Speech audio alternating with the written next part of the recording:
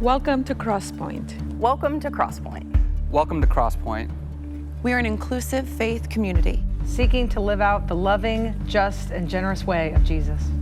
We are participants in a long tradition that's less concerned with doctrines and dogma that demand total agreement, but a life to be lived, enjoyed, and given away to others.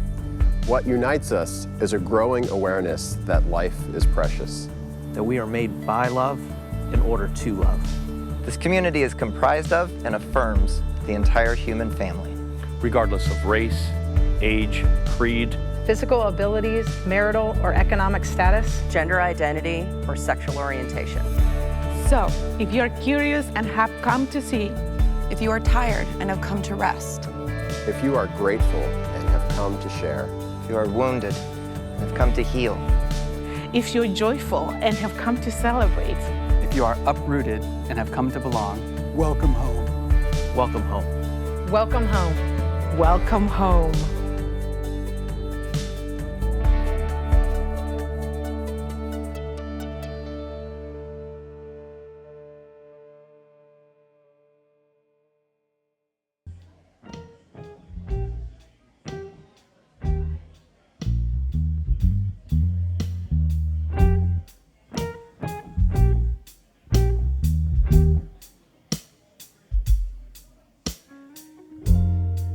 Dreaming tonight of a place I love,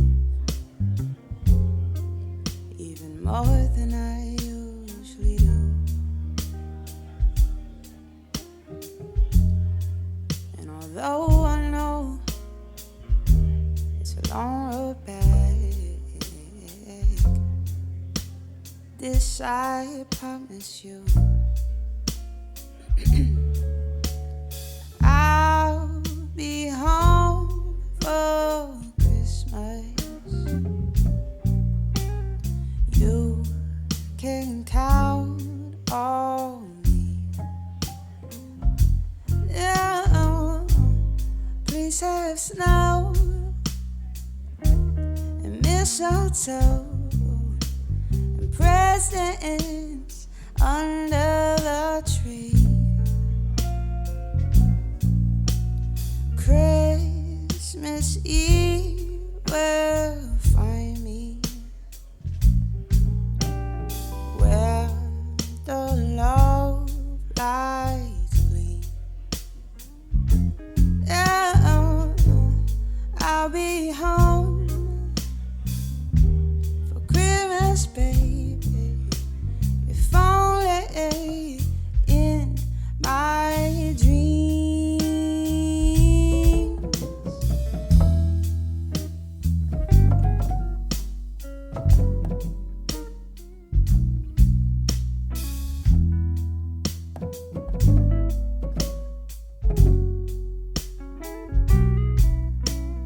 Christmas Eve will find me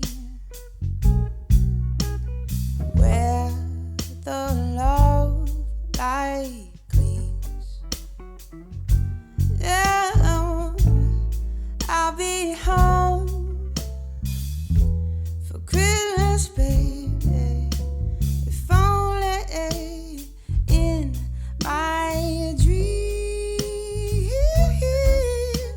If only in my dreams.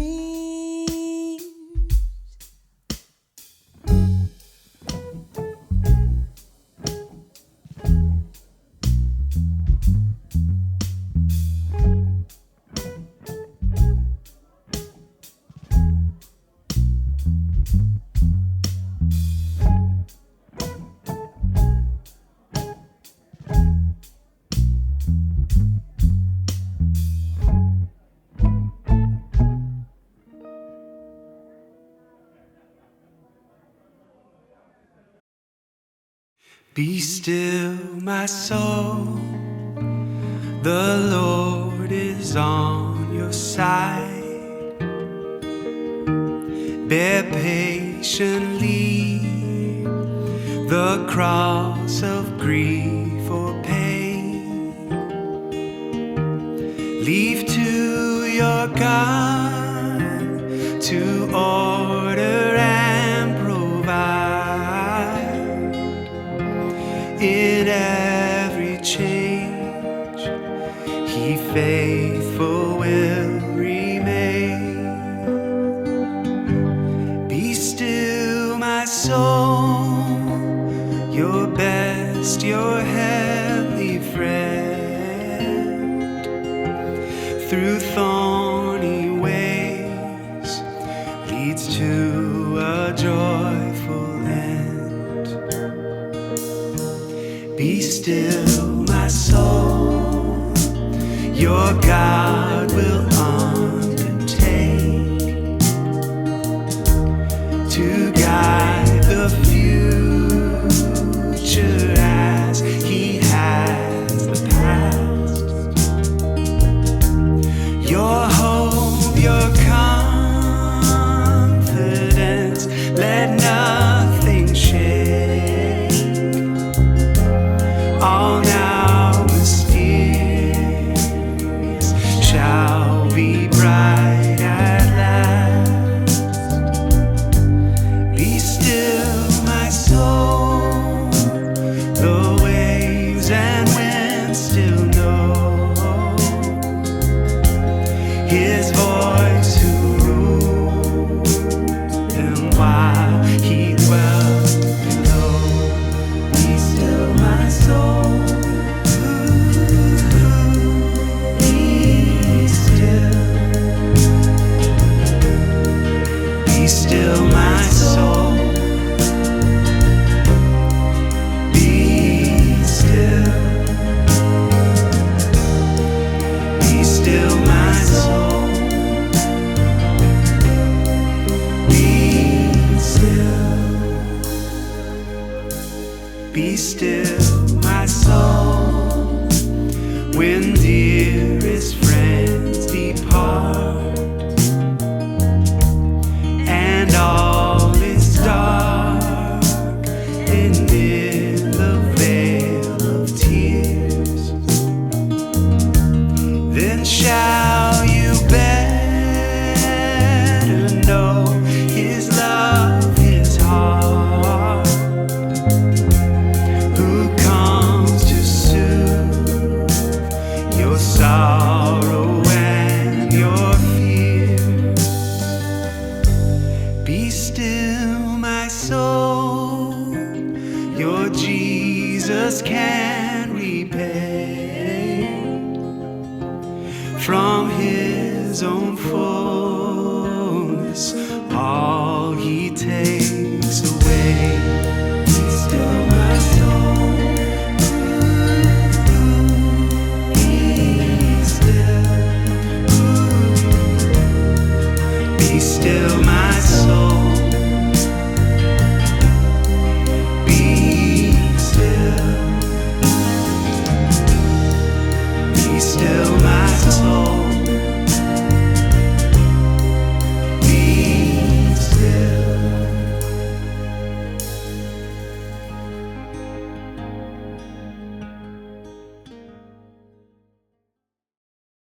Hey, Crosspointe. So I've got a few important announcements that I want to share with you today. As we've mentioned the past couple weeks, this holiday season, we're partnering with the White Oak Foundation again this year to provide gifts for about 150 local kids whose families participate in the White Oak Food Pantry. Now, we've had Crosspointe people who've been able to touch base with each family to try to get specific ideas for each kid, and our hope is to be able to provide at least 2 gifts for every kid. So that's 300 presents. And because you're amazing, in the first week we've already had about 200 of those gifts signed up for, which only leaves us with about 100 more. So if you want to help spread some joy and love to local kids on Christmas morning who may not otherwise get gifts, just go to crosspointe.org/gift drive. For what it's worth, this initiative is also a great thing to share with neighbors or with office groups that may be looking for a way to be generous in this season. I've already heard of that happening where some of you just asked if neighbors, coworkers wanted to get involved, and you were surprised when people excitedly said yes. So again, just go to crosspointe.org/gift drive or share that with whoever you want, and you can find all the remaining gifts and instructions on how to get those gifts delivered. Secondly, I want to let you know that we're going to be having 2 distinct Christmas experiences for you to participate in this year. One, our Crosspointe Christmas service will premiere online at 10 a.m. Eastern Time on Christmas Eve, December 24th. Our hope is that wherever you are in the world, that you'll carve out 45 minutes to an hour sometime on Christmas Eve or Christmas Day and watch whenever it best fits your schedule. We've already been recording music, filming kids, and other content for the past several weeks, and we're really excited for you to get to experience that. So again, that premieres online December 24th at 10 a.m. Eastern Time, and will be available on demand anytime after that. And then two, for those local to the Triangle region of North Carolina, we'll be having a candlelight service Saturday evening, December 23rd at 6 p.m. inside on our campus. Now, keep in mind, this is completely different than our online Christmas service that premieres the next day, but it does give those of us who are local a chance to gather, sing some carols together with the band. We'll have a children's choir and some other fun elements as well. We won't have any separate children's programming that evening, so all ages are welcome to participate with everyone in one service together. Now, if you're interested in attending this candlelight service on the 23rd, we need to help each other out. And the way we're going to ask that you do that is by registering for tickets online if you are attending, and if anyone else will be attending with you. It doesn't cost you anything to register tickets. All of it's completely free. But what it does is it helps us understand how many people we need to prepare and have seating for, rather than trying to scramble around and make plans at the last minute. So go to crosspoint.org/candlelight. And it'll only take you less than a minute to register, but it's going to go a long way to helping us create the best environment that we can that evening. Okay, two more things. If you're interested and willing to be a part of funding Crosspointe and who we are together, our voice in the world, and all the different practical ways we strive to love and show up for people, you're invited to go to crosspoint.org/contribute. There's a variety of different ways you can contribute there: checks, cards, stocks, PayPal, text, all the different ways. This community of Crosspointe does not exist without those of you who leverage your generosity, trusting that we can all do more together to make a difference than any of us could do on our own. So thank you.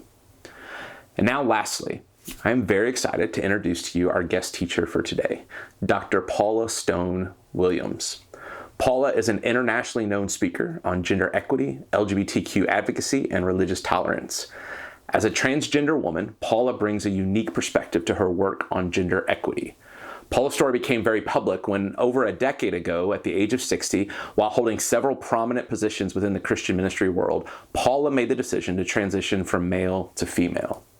Almost instantly, her influence within evangelical Christianity disappeared, and she faced an intense amount of rejection and isolation. She writes about that journey in her latest book, a memoir entitled, As a Woman, What I Learned About Power, Sex, and the Patriarchy After I Transitioned. Which, friends, I would highly recommend you checking this book out. I found it incredibly helpful. It explains Paula's journey from the time she was a small child, what she was keenly aware of throughout her teen years and adult years and married life. She's honest, she's vulnerable, and again, it's just really helpful. So I do hope that you'll check it out. Today, Paula works as a coach for speakers at the highly acclaimed TED conferences. Paula's own TED Talks have been viewed millions of times, and she does a ton of corporate speaking, consulting, and pastoral counseling. She's appeared on Jada Pinkett Smith's Red Table Talk, Good Morning America, ABC Primetime News, several other media outlets. Paula has 3 children and currently lives in Boulder, Colorado. And over this last year, Paul and I have gotten to connect and become friends, and have had several wonderful conversations as we've discovered similar backgrounds that we've both had. And it became quickly apparent to me that I thought Paula would be a very important person for us at Crosspointe to learn from, and that hopefully we could somewhat uniquely be an encouragement to her as well. So Paula's in person with us today in North Carolina, but she graciously agreed to record her same teaching for all of us in our online community today as well. So friends, I am honored to introduce to you Dr. Paula Stone Williams.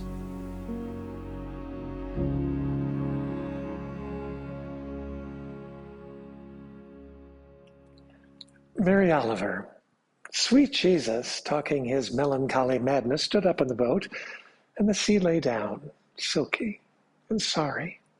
So everybody lived that night. But you know how it is when something different crosses the threshold. The uncles mutter together. The women walk away. The young brother begins to sharpen his knife. Nobody knows what the soul is. It comes and goes like the wind over the water. Sometimes for days you don't think of it.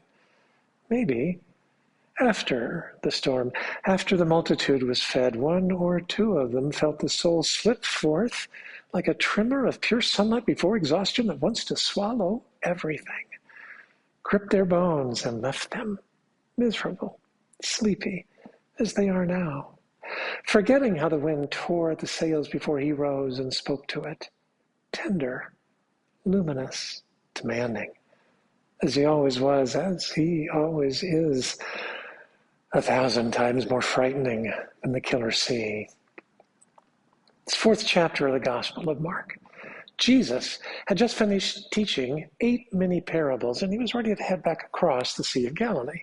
He got in the back of the boat. The disciples got in the front of the boat. They headed across the sea, and a terrible storm kicked up just like that, which, as I understand, it's really not all that unusual in the Sea of Galilee. Only this storm was worse than usual. Waves are crashing against the bow of the boat. The wind was whistling through the boat, and the disciples thought, well, this is it. We're going to die right here in the middle of the Sea of Galilee. And they look in the back of the boat, and there is Jesus, sound asleep.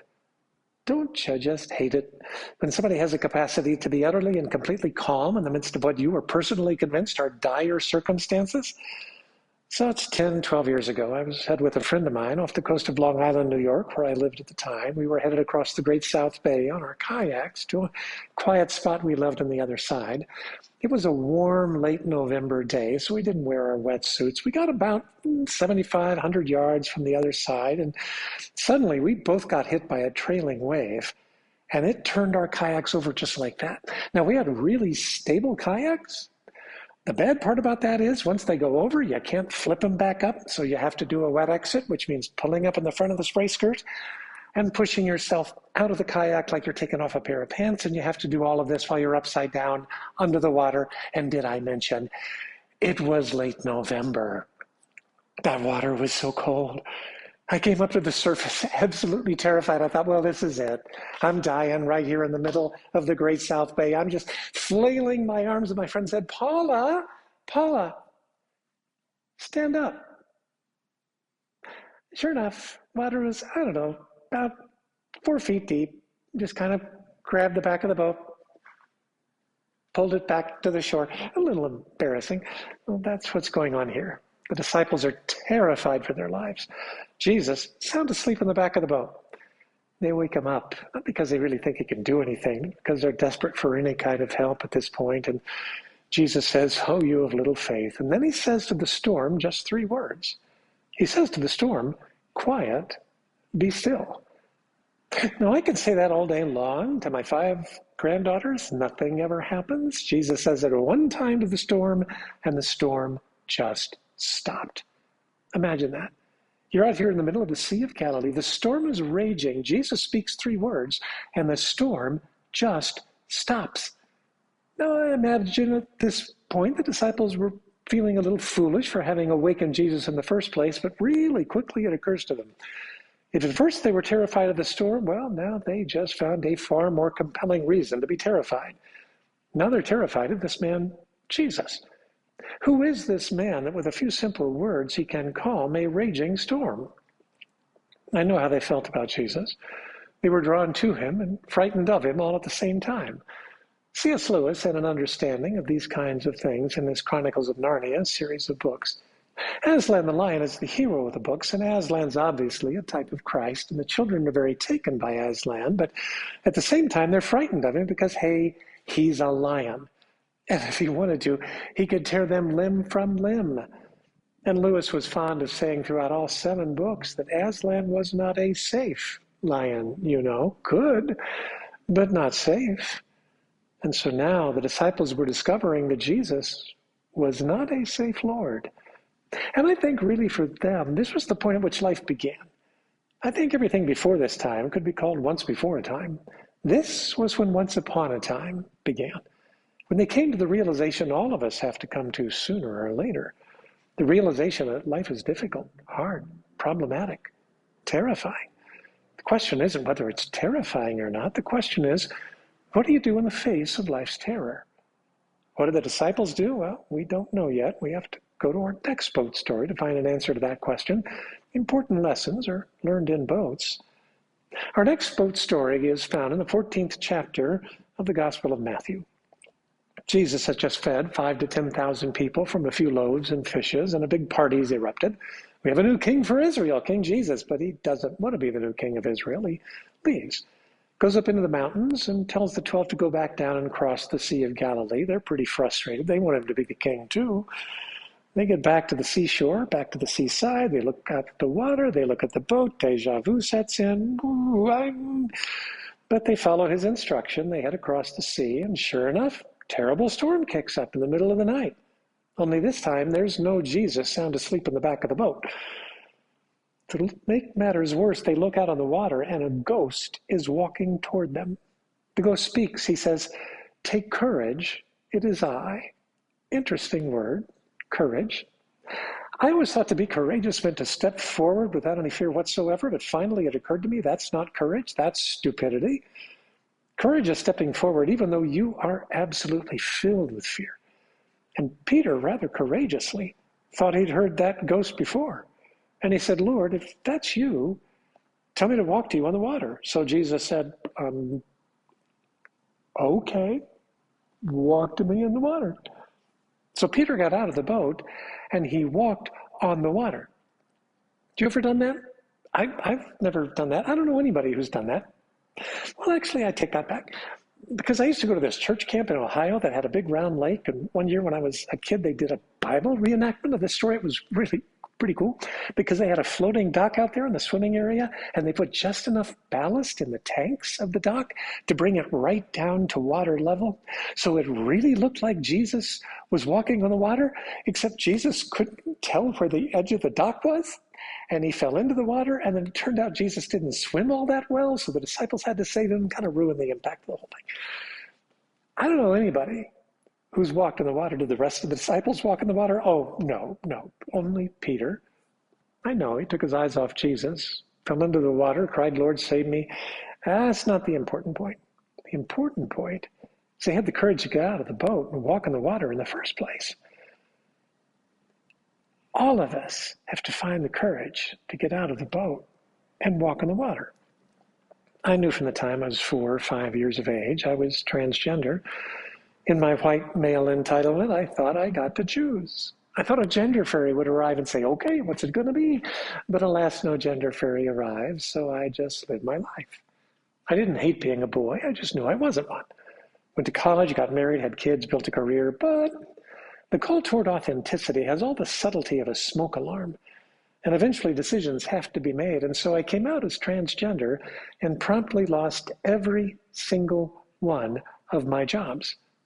In all 50 states of the United States, you cannot be fired for being transgender, but in all 50, you can be fired if you're transgender and you work for a religious corporation. Good to know.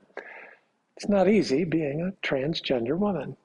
People often ask, "Do you feel 100% like a woman?" And I say, well, first of all, if you've talked to one transgender person, you've talked to one transgender person. I'm not going to speak for anybody else.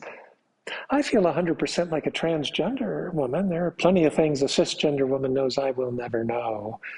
That said, I'm learning a lot about what it means to be a woman, and I'm learning a lot about my former gender. And I'm here to tell you the differences are massive.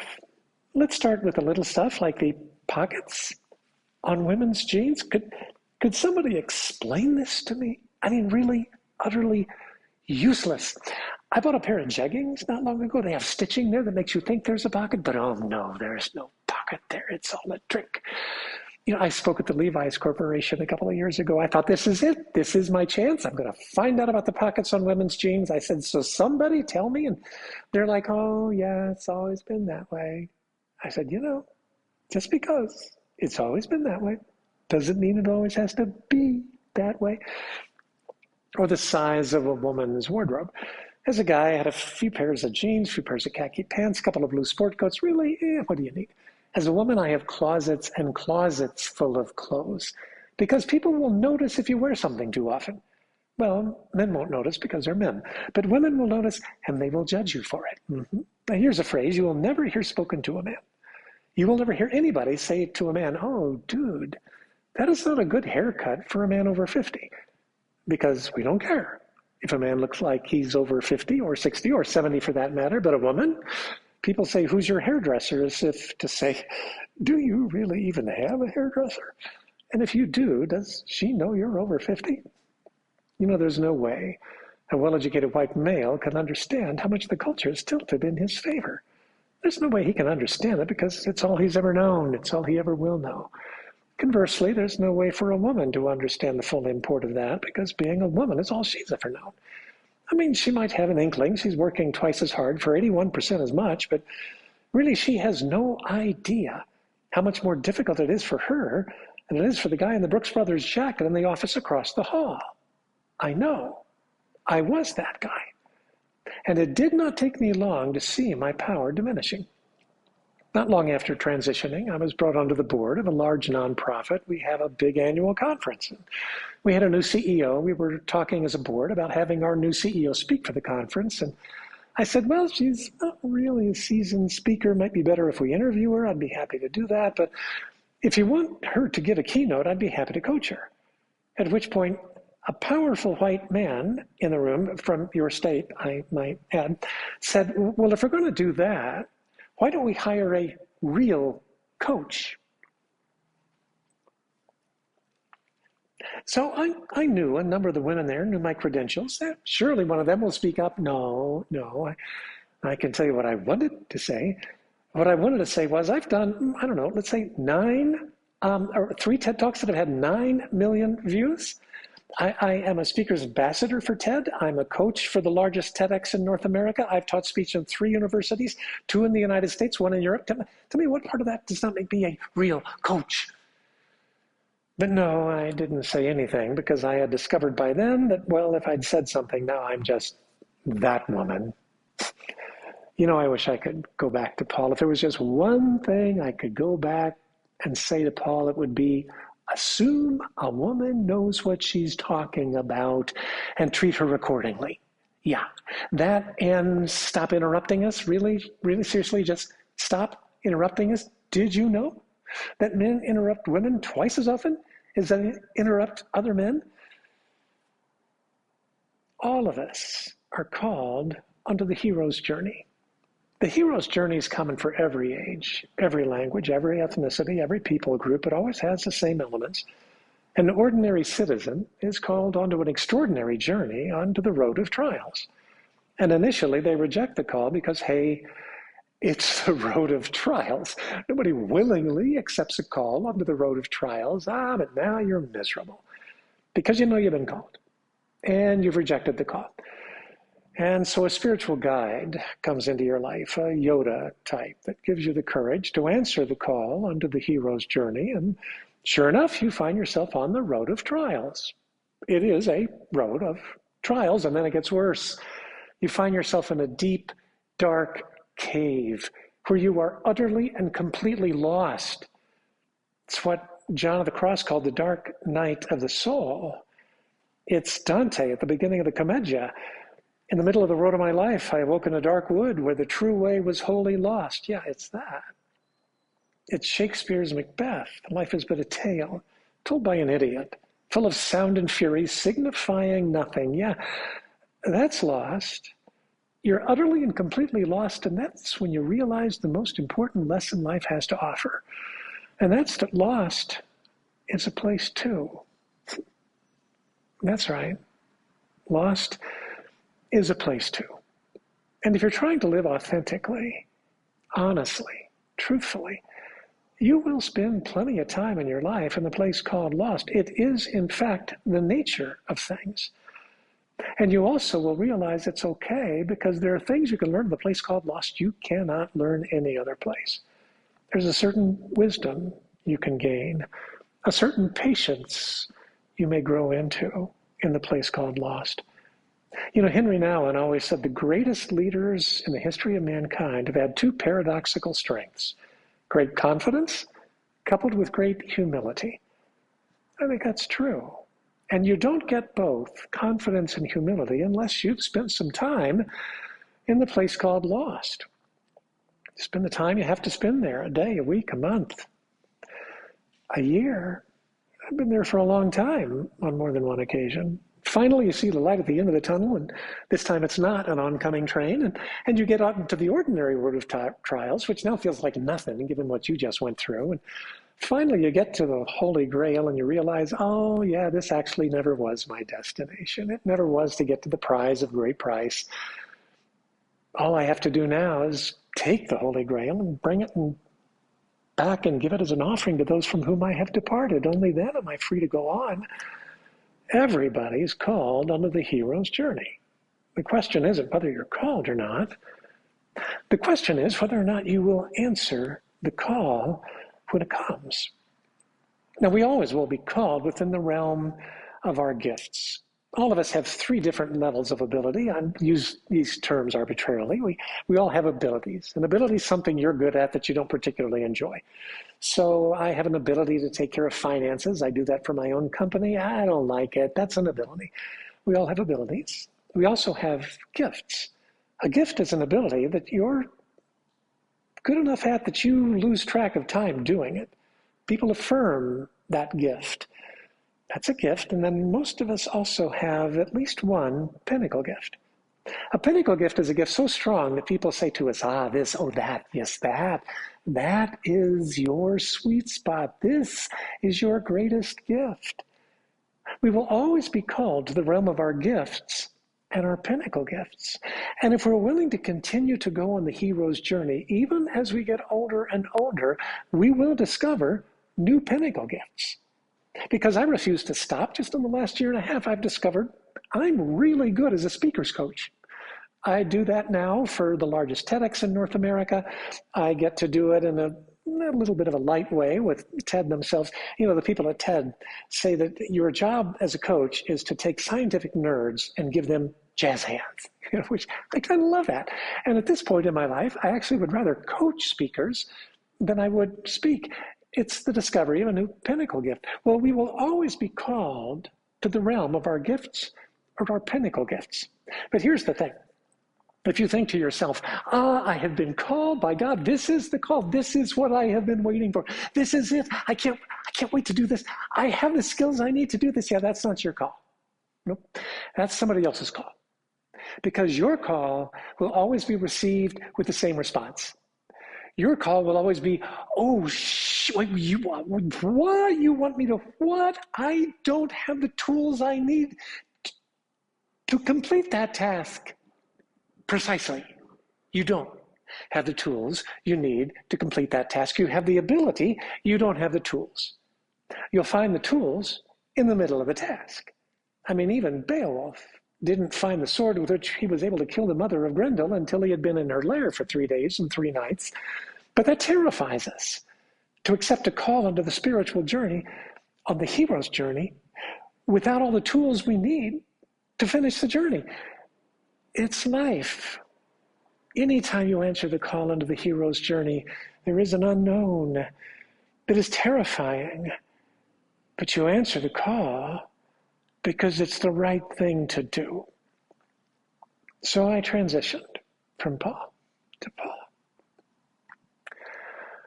And I lost pretty much everything. I had been in my denomination my entire life. The 5th generation to be in leadership in that denomination. It's actually the denomination that started your church. I was the CEO of one of the largest church planting organizations, a sister organization to the organization that started your church. I knew your founding pastor and his family for decades. I was a national leader. When I came out as transgender, I lost all of my jobs within 24 hours. Not just that, I lost my pension, which was worth probably about $1 million. And I had loaned the organization about $500,000 of my own money that they refused to give back. I had to threaten a lawsuit to get about 80% of it back, which is a good thing that I did, because over the next 4 years, as Paula, I earned a total of $23,000. That's right, less than $6,000 a year for 4 years. If I had not gotten that money back, I'd have been in big trouble. I knew thousands of people in my denomination, 7,000 churches. I probably knew 2,000 people by name. You know how many of them I've had substantive conversations with post-transition? 6. People say to me all the time,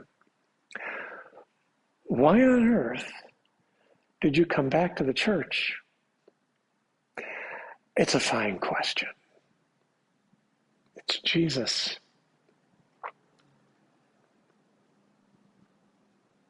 I can't turn loose of Jesus. This person who taught us in his last day of public ministry to love God, the God who burst on the scene 14 billion years ago in all of God's complexity and mystery and ever-expansiveness, rooted in relationship and grounded in love. And yes, I just defined the Big Bang. Rooted in relationship, yeah, that's quantum physics. The ultimate building blocks of the universe are relationships, not matter, but relationships. And well, if the ultimate building blocks of the universe are relationships, well, then love's the most powerful force on earth. To love God, he said, and to love our neighbor. The neighbor, interesting word, it's people you actually come in contact with. I'm convinced the only way we fix the divide that exists now in this nation, in our world, is through two things, proximity and narrative. I think we have to become next door neighbors, to listen to each other, to tell each other our stories and listen deeply to those stories. We won't accomplish anything through debates. It'll happen through loving our neighbors. And of course, you can't love God or your neighbor if you can't love yourself. It has to start there. And so, yeah, I came back to the church. For 6 years, pastored a new church, Left Hand Church, in Longmont, Colorado. And I will not ever stop preaching. Because we have to answer the call when it comes. So the question I have for you, where are you called? My favorite poem, David White. When your eyes are tired, the world is tired also. When your vision has gone, no part of the world can find you. It's time to go into the dark, for the night has eyes to recognize its own. There you can be sure you are not beyond love.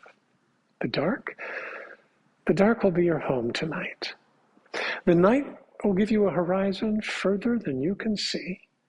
You must learn one thing. Oh, this is why I memorized this poem. You must learn one thing. The world was made to be free in. You must give up all the other worlds except the one to which you belong. You must give up all the other worlds except the one to which you belong. Sometimes it takes darkness and the sweet confinement of your aloneness to learn that anything or anyone that does not bring you alive is too small for you.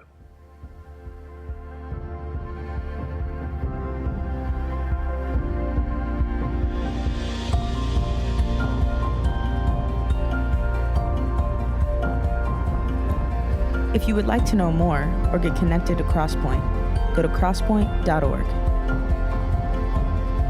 If you're in need of care or assistance, go to crosspoint.org/care. And welcome home.